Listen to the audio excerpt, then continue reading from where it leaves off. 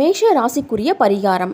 மேஷ ராசியினர் விநாயகர் வழிபாடு, மகாவிஷ்ணு வழிபாடு செய்வது நன்மை தரும். ரிஷப ராசியினர் தட்சணாமூர்த்தி மற்றும் துர்க்கை அம்மன் வழிபாடு செய்வது நல்லது. மிதுன ராசியினர் தினமும் விநாயகர் வழிபாடு செய்வது அவசியம். கடக ராசியினர் ஆஞ்சநேயர் வழிபாடு, ராகவேந்திரர் போன்ற மகான்கள் வழிபாடு செய்வது நல்லது. சிம்ம ராசியினர் திருவண்ணாமலை வழிபாடு செய்வது நல்லது. கன்னி ராசியினர் பைரவர், நரசிம்மர் வழிபாடு செய்வது நன்மை தரும்.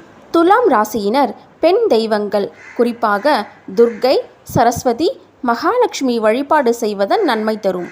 அடுத்து விருச்சிக ராசியினர்.